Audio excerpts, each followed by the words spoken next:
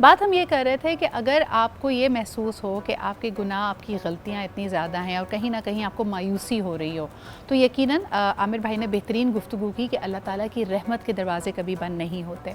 लेकिन सवाल ये है कि अल्लाह ताला नहीं, इंसान और हमारे इर्द गिर्द के लोग हमें बहुत जज करते हैं। Suddenly I am thinking about people जो कि माशाल्लाह अल्लाह ताला ने उनको बहुत इज़्ज़त, मकाम और नाम दिया, जिन्होंने बुनियाद रखी, बानी बने रमज़ान ट्रांसमिशंस के, जिसमें नाम दिया जाता है जुनैद जमशेद का, आमिर लियाकत साहब का।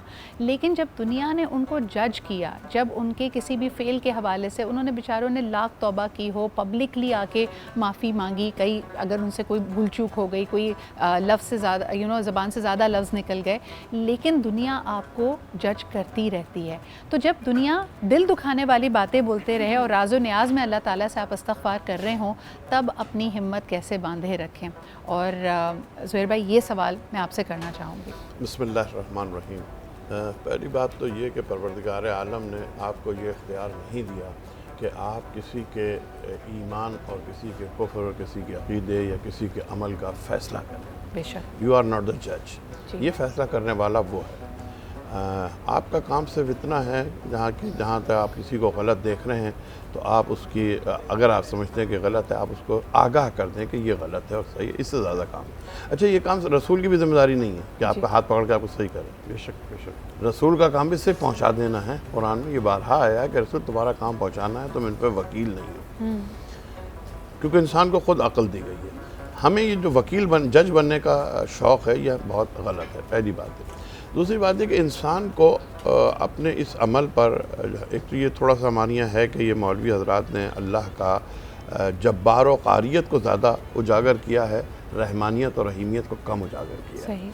वो इतना रहीम है, इतना करीम है। हमारे यहाँ आप जाएँ, वो मौलाना ने देखा कि नमाज़ पढ़ रहा है, उनका सब गलत पढ़ रहा है, अरे तुम्हारी तो सारी नमाज़ें ज़िंदगी की गई, फ़ौरन मारे।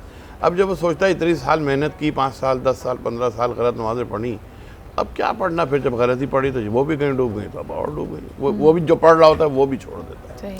इसमें जैसे हज़रत मूसा का ये वाक़या सुना रहे थे, मुझे भी एक मूसा का वाक़या याद आ गया। किताबों में पढ़ा कि एक शख्स था, वो कंगा लिए हुए बैठा था कि मेरा अल्लाह आएगा, मैं बालों में कंघी करूँगा और तेल लगाऊंगा और पौड़ी पे बिठाऊंगा, मालिश करूँगा, इस तरह की गुफ्तगू कर रहा था। तो वो हज़रत मूसा ने कहा अल्लाह ऐसा तो नहीं है, आपने तो सुना हुआ माशाल्लाह आपको तो रोशनी दिखा रहा है, सूरज को चिराग दिखा रहा है, बता रहा। मूसा ने कहा ऐसा तो नहीं है, तो उसने कंघी वंगी फेंके, अल्लाह ऐसे नहीं है तो फिर क्या करना है ऐसे अल्लाह। तो अल्लाह ने कहा मूसा तुमने उसको हमसे दूर कर दिया। तो कोई भी शख्स जो छोटा से छोटा अमल करता है, पता नहीं अल्लाह की बारगाह में वो कितनी बड़ी कदर रखता है।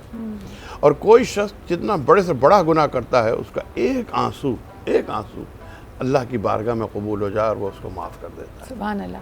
ज़ुहैर भाई, जैसे अभी आमिर भाई बात कर रहे थे कि अल्लाह ताला ऐबों पे पर्दा डालने वाला है, लेकिन अगर हम अपना ज़ाविया थोड़ा बदलें कि अल्लाह ताला, जैसे हम कहते हैं ना कि ज़िंदगी में आपको मोहलत देता है, आपकी रस्सी दराज करता है, आपकी ख़ामियाँ या आपके ऐबों का कभी कभार पर्दा चाक हो जाना भी अल्लाह ताला की रहमानियत है, ताकि आप, हो सकता है अगर उस पर पर्दा पड़ा रहता तो आप उसको सीरियसली नहीं ले रहे थे, लेकिन जब उससे पर्दा उठा है और आपको एक सोशल प्रेशर का खौफ है, तो शायद आप करेक्ट हो जाएं। तो ये इस अंदाज में भी तो देखा जा सकता है। देखिए, मैं फिर यही कहूँगा कि अगर आपने कोई गलती और कोई गुनाह किया है, अगर अल्लाह ने उसका दुनिया के सामने पर्दा रखा हुआ है, तो आपको अल्लाह का शुक्रगुजार होना चाहिए कि परवरदिगार तूने मेरी इज़्ज़त रखी है, मैं इस काबिल नहीं था जिस काबिल बना के पेश किया। लेकिन अगर कहीं आपके गुनाहों का पर्दा चाक हो जाए या दुनिया को पता चल जाए और गलती हो जाए, तो जैसे कि आपने कहा बिल्कुल सही बात है कि इंसान को फिर मज़ीद माशरे से में रहने के लिए, जीने के लिए, माशरे से बचने के लिए अपने आप को उन गुनाहों से इज्तनाब बिल्कुल।